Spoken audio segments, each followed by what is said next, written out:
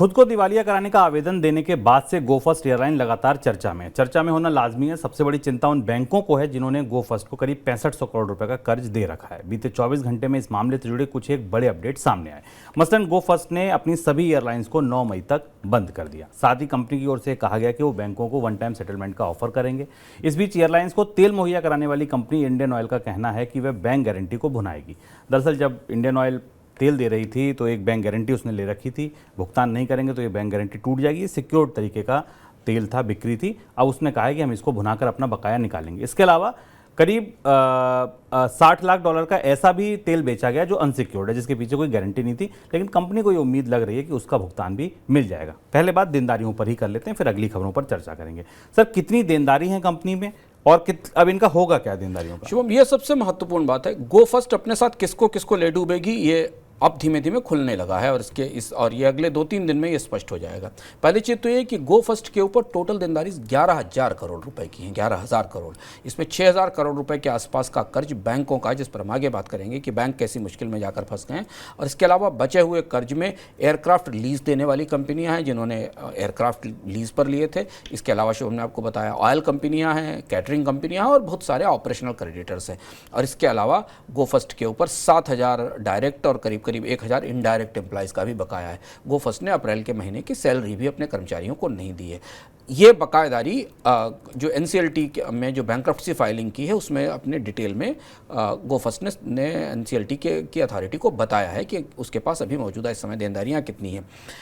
गो first ने भी कहा है कि करीब 2,208 करोड़ रुपए का एक फंड अलग से रखा गया है। इससे जो प्रोफेशनल ड्यूज़ हैं उनका पैसा निकाला जा सकता है। सबसे ज़्यादा दबाव आ रहा है जो पिछले 24 घंटे में गो फर्स्ट पर आया है, वो एयरक्राफ्ट लीज़ करने वाली जो लीजी कंपनियां जो लीज़ पर देती उनकी तरफ से आया है। और कंपनी पर इतना दबाव है कि उसने एनसीएलटी में जाने की एक बड़ी वजह ये बताई है कि अगर हम बैंक्रप्सी नहीं फाइल करते तो बैंक से ज़्यादा जो एयरक्राफ्ट देने वाली कंपनियां हैं उनको हम पैसा कैसे दे सकते थे। तो अब जब हम आज इस पर चर्चा कर रहे हैं तब आज एनसीएलटी की बैठक शायद इस पर होने वाली है, उसका फैसला कल पता चलेगा।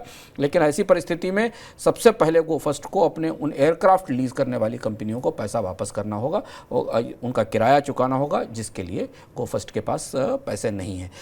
गो फर्स्ट का जो टोटल घाटा है शुभम, वो अडानी वाडिया ग्रुप की जो सारी कंपनियां हैं उन्हें मिलाकर उनके कुल मुनाफे से भी ज़्यादा है। जितनी लिस्टेड कंपनियां हैं वाडिया ग्रुप की उनसे ज़्यादा घाटा गो फर्स्ट ने उठाया है। गो फर्स्ट का नेट लॉस जो पिछले साल वित्त वर्ष 2022 में 1,804 करोड़ रुपए था। ग्रुप की 4 कंपनियां लिस्टेड हैं, Britannia Industries, Bombay dyeing, Bombay Burma trading और नेशनल पैराऑक्साइड। इनका सबका कंबाइंड प्रॉफिट 1,305 करोड़ रुपए है। ये है गो फर्स्ट की मौजूदा सूरत हाल। सर, ये जो वन टाइम सेटलमेंट का ऑफर दिया गया, इसका क्या मतलब है? वाडिया समूह ने यह कहा है कि हम अभी डिफ़ॉल्ट नहीं हुए हैं। बैंक्रप्सी की फाइलिंग के बीच में भी जो तकनीकी बात समझने वाली है कि वाडिया अभी किसी बैंक ने डिफ़ॉल्ट रिपोर्ट नहीं किया है गो फर्स्ट का, यानी गो फर्स्ट ने जो कर्ज रखा था उसकी किस्तें जा रही हैं या चुकाई जा रही हैं। इसलिए वाडिया समूह का कहना है कि हम डिफ़ॉल्ट नहीं हुए, पर बैंक्रप्सी में हम इसलिए गए हैं क्योंकि हमारे पास अब कंपनी चलाने के लिए संसाधन और पैसे नहीं बचे हुए हैं और ना हमारे पास कैश फ्लो दिखाई दे रहा है। तो अगर बैंक्स वन टाइम सेटलमेंट करना चाहते हैं तो हम जल्दी से इस पूरे मामले को बैंक्रप्सी कोर्ट में निपटा सकते हैं। पर जो वन टाइम सेटलमेंट है ये बहुत ट्रिकी सिचुएशन है। इस ट्रिकी सिचुएशन में ऐसा लग रहा है कि बैंकों को बड़ा हेयर कट लेना पड़ेगा, यानी 6,400 करोड़ रुपए का जो कर्ज गो फर्स्ट के ऊपर है उसमें बैंकों को बड़ा कर्ज माफ़ करना पड़ेगा चुकाने के लिए, और तब वाडिया समूह गो फर्स्ट के कुछ हिस्से के कर्ज का भुगतान कर पाएगा। जैसी बैलेंस शीट की स्थिति हमने आपको बता दी कि 11,000 करोड़ का कर्ज है। अब ये वन टाइम सेटलमेंट के लिए बैंक तैयार होंगे कि नहीं होंगे, ये महत्वपूर्ण बात है जिसे देखना होगा। बैंकों के बीच में क्या बात होगी, लेकिन ये बात अभी एनसीएलटी की अदालत के आगे से ही तय होगी जब वहाँ पर इस पर फैसला लिया जाएगा। कंपनी का ये भी कहना है कि एनसीएलटी में जाने के पीछे उसका उद्देश्य एयरलाइंस को बंद करना नहीं बल्कि उभारना है। इस बीच इस हालत के लिए एयरलाइंस ने जिस अमेरिकी aerospace company Pratt and Whitney को जिम्मेदार बताया, उनका आरोप है कि डिफॉल्ट करने के मामले में कंपनी का पुराना इतिहास है। सर, क्या बता रहा है ये जवाब प्रैट एंड विटनी का? हाँ, अब तीसरा पहलू इसका, प्रैट एंड विटनी जो इंजन सप्लायर है जिसके साथ गो फर्स्ट का विवाद लंबे समय से चल रहा है एयरबस के 320 न्यू इंजनों को लेकर, इस मामले में प्रैट एंड विटनी के अगेंस्ट गो फर्स्ट ने सिंगापुर की एक आर्बिट्रेशन अदालत में अपील भी की थी और वहाँ से अपने पक्ष में में फैसला भी हासिल किया था। प्रैट एंड विटनी का जो जवाब आया है उसमें उसने ज़्यादा कुछ नहीं कहा है कि मामला लिटिगेशन में है और उस लिटिगेशन के फैसले के आधार पर प्रैट एंड विटनी कार्रवाई कर रही है, पर उसने ये कहा है कि गो फर्स्ट का पुराना इतिहास है, यानी संकेत हैं कि गो फर्स्ट ने काफ़ी कुछ पुराने भुगतान प्रैट एंड विटनी को नहीं किए हैं इंजन को लेकर, बाकी तकनीकी चीज़ों को लेकर, और अब प्रैट एंड विटनी इस स्थिति में नहीं है कि वो इंजनों की सप्लाई कर सके। हालांकि प्रैट एंड विटनी को लेकर एक बात जानना जरूरी है कि उसका इसी तरीके का विवाद दुनिया की कुछ और एयरलाइंसेस के साथ भी चल रहा है, खासतौर से जर्मन एयरलाइंस के साथ, लुफ्थांसा के साथ भी इस तरीके की खबरें आती रहीं कि प्रैट एंड विटनी के इंजनों को लेकर समस्या है। लेकिन फिलहाल जहां परिस्थिति है उसमें प्रैट एंड विटनी की तरफ से किसी राहत की उम्मीद नहीं दिखाई दी। जो जवाब दिया गया उस जवाब में सख्ती के साथ इंजन सप्लायर ने कहा कि जो हमें आदेश दिया गया है आर्बिट्रेशन कोर्ट से, हम उसका पालन करेंगे। यानी गो फर्स्ट को कोई उम्मीद नहीं दिखाई दी कि प्रैट एंड विटनी तत्काल आगे बढ़कर कंपनी को रिवाइव करने में या उसकी फ्लाइट्स शुरू करने में मदद करेगी। 27-28 के आसपास जहाज जिनमें एयरबस 320 नियो जहाज जिनमें प्रैट एंड विटनी के इंजन लगे हुए हैं वो ग्राउंडेड हैं और वो उड़ नहीं रहे हैं। सबसे अंत में बात उन कर्मचारियों की जिनकी नौकरी दांव पर है। वे पायलट और केबिन क्रू दूसरी एयरलाइंस में नौकरियों की संभावना तलाश रहे हैं। ऐसी खबर छपी कि एयर इंडिया और इंडिगो में उन्होंने आवेदन करना शुरू कर दिया है।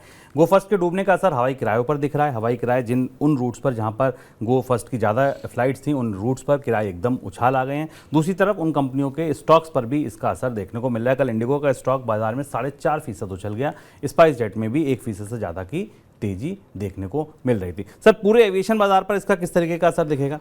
पूरे एविएशन बाजार में जो सबसे ज़्यादा बेचैन और परेशान तबका है ना शुभम, वो बैंक्स हैं, क्योंकि बैंक्स अभी जेट एयरवेज के डूबने के घाव सहला रहे थे। अभी उनकी वो वसूली भी पूरी प्रॉपरली शुरू नहीं हो पाई, वो सेटलमेंट नहीं हो पाया। तब तक 6-7 बड़े बैंक 6,000 करोड़ रुपए की देनदारी लेकर फंस गए हैं। अब बैंकों के सामने तो पहला हिस्सा बैंकों का है। बैंक या तो अपने अगले तिमाही के अंदर, चूंकि कंपनी बैंक्रप्सी में चली गई है, तो बैंकों को तत्काल अगले तिमाही में प्रोविजनिंग करनी पड़ेगी उस कर्ज की जो कर्ज उन्होंने गो फर्स्ट को दे रखा है, और जो हेयर कट लेना होगा वो बैंकों की बैलेंस शीट पर अलग से जाएगा। तो एक तो ये हिस्सा है, इसलिए बैंकों के बीच में काफ़ी अफरा तफरी है। वो सोच हैं प्रोविजनिंग की तैयारी शुरू हो गई है, क्योंकि गो फर्स्ट कर चुकाने की स्थिति में शायद नहीं आएगी। दूसरा जो हिस्सा है वो हिस्सा बाकी क्रेडिटर्स का है। उन क्रेडिटर्स में के पास जिनके पास बैंक गारंटीज हैं वो वसूलना शुरू करेंगी। पर बाजार में दो तरीके की चुनौतियां हैं।